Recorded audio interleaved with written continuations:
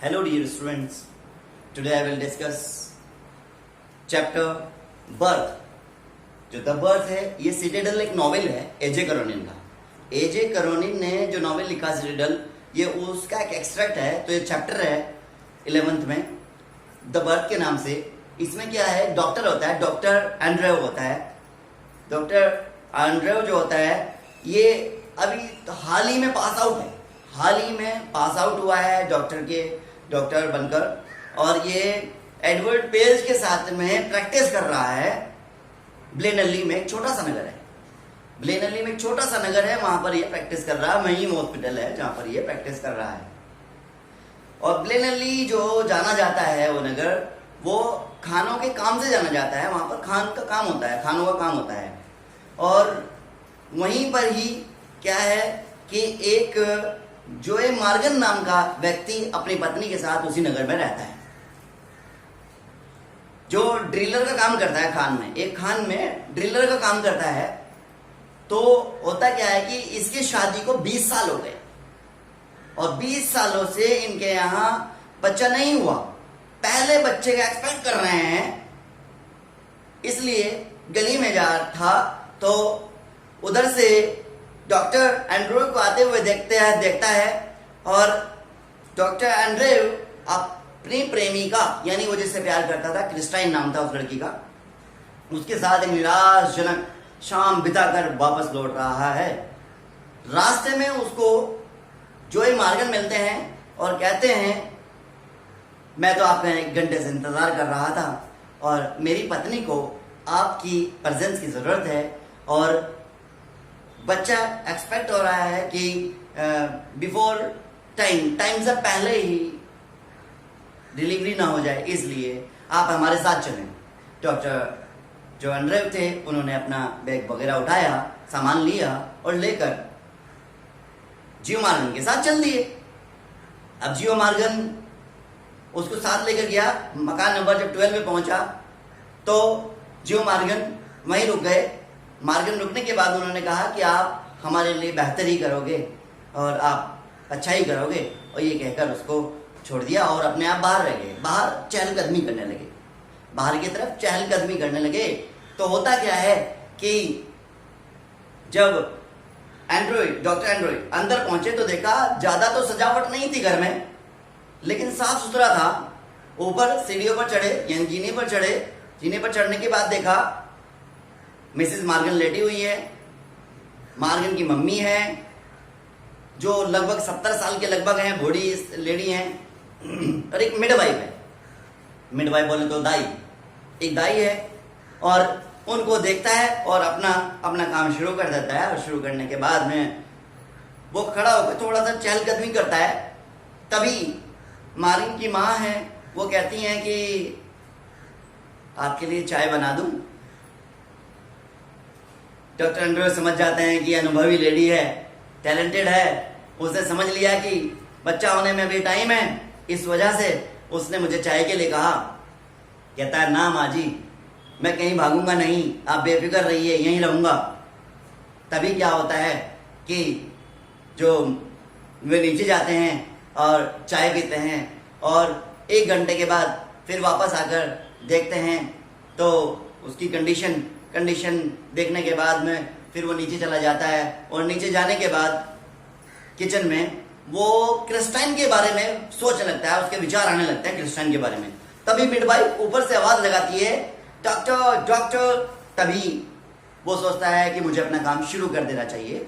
जब 3:30 बजे थे, 3:30 3:30 बजे थे सुबह के। तो जैसे ही वो ऊपर जाता है और अपना काम शुरू कर देता है, तो इस काम में इस टाइम इतना लग जाता है कि 1 घंटा लग जाता है। सुबह की जो पहली किरण होती है उस टाइम पर बच्चे का जन्म होता है। 4:30 पर बच्चे का जन्म होता है और डेथ, मरा हुआ। ओए होए, अब डॉक्टर बिल्कुल कंफ्यूज होता है कि वो चुड़ू क्या करे, अब क्या करे।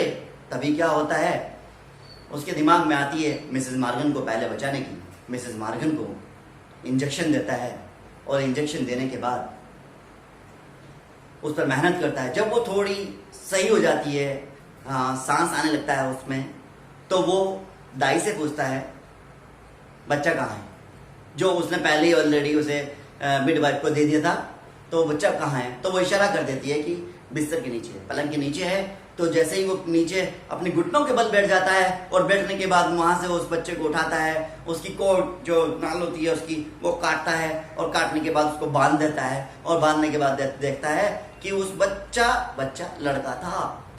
और वो लड़का जो था उसकी गर्दन बिल्कुल इस तरीके से थी, गिरी हुई थी, बिल्कुल जैसे कि माँ किसी जानवर की चर्बी होती है ना, माँ से लुथड़ा होता है, इस तरीके से था। सब हाथी पे लटके हुए थे, लेकिन वो गर्म था। अब उसके दिमाग में आया एस्फिक्सिया के बारे में। डॉक्टर था तो पढ़ाया गया था उसको, क्या बताया गया था कि दम घुटने से मृत्यु इस तरीके से हो सकती है कि अगर ऑक्सीजन की कमी हो जाए, तो वहां ऐसा ही हुआ क्योंकि बच्चा पहला हो रहा था और वो भी 20 साल के बाद। तो एस्फिक्सिया का उसको लगा, तो उसने तुरंत ही क्या किया, उसने कहा जल्दी से, जितनी जल्दी हो सके 2 बड़े बर्तन लेकर आओ, ठंडा पानी और गर्म पानी लेकर आओ। ठंडा पानी और गर्म पानी ला दिया गया। इतने उसने तौलिए पर रखकर उसको उसकी चेस्ट को दबाया और कभी इधर से कभी उधर से मारने की कोशिश की। जो उसकी सिस्टम था एस्फिक्सिया में, जो ट्रीटमेंट किया जाता था, उसने वो किया। और फिर जैसे ही पानी आ गया तो पागलों की तरह लग गया 15 मिनट तक, कभी उसमें डुबाता, कभी उसमें डुबाता, कभी गर्म में डुबाता, कभी ठंडे में डुबाता। उसे इस तरीके से डुबाता रहा कि एक बार तो ऐसा हुआ कि जिस तरह साबुन हाथ से फिसल जाती है, वो बच्चा हाथ से फिसल गया। और जो दाई थी वहां पर मिडवाइफ, वो कहती है डॉक्टर साहब रहम करो, ये तो मर गया बच्चा, मरा हुआ है, ये मरा हुआ है, क्या कर रहे हो। लेकिन वो नहीं मानता। वो फिर अपनी उसके पसीने में पूरा चेहरा भिगा हुआ है और आंखों में पसीना आ रहा है, और लेकिन वो कुछ नहीं देखता, जिसकी वजह से उसे धुंधलाहट हो रही है आंखों में भी। लेकिन वो फिर भी कभी उस पानी में बच्चे को डालता है, कभी उस पानी में बच्चे को डालता है, कभी उस पानी में डालता है और डालते रहता है, कभी उसको चेस्ट पर मारता है। तो इस तरीके से करते करते उसे 30 मिनट, आधा घंटा हो जाता है। एक आशा की किरण आती है। क्या होता है कि उसके नॉस्ट्रिल से, उसके नक्सुरे से एक कफ बलगम सा निकल कर आता है। तो उसके तो अंदर जान सी आ जाती है डॉक्टर में। तो डॉक्टर क्या करता है, और तेज करना शुरू कर देता है उसको, और इतना करता है, इतनी प्रैक्टिस करता है, वो बेहोश होने की हालत में हो जाता है। लेकिन कितना कुछ करता है उसके लिए, कभी उस पानी में, तो कभी उस पानी में, कभी उस पानी में। तो तभी क्या होता है, बच्चे की आवाज, रोने की आवाज आ जाती है और सब हक्के बक्के रह जाते हैं। उधर लेटी हुई माँ देख रही है, उधर वो जो दाई है यानी मिडवाइफ है वो देख रही है, अरे इधर वो कौन, वो जो मार्गन की माँ है दीवार से लगकर होंठ फड़फड़ा रही है, प्रार्थना शुरू कर रही है।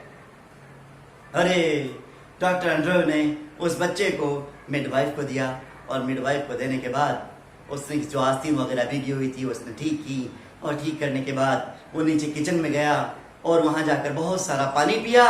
और पानी पीने के बाद क्या हुआ कि जब उसने पानी पिया, अपना कोट उठाया, अपना हैट उठाया और वहां से चल दिया।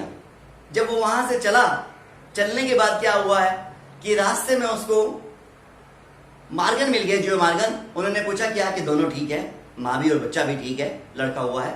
और आगे ये कहता हुआ चल दिया कि I have done something real, at last I have done something real।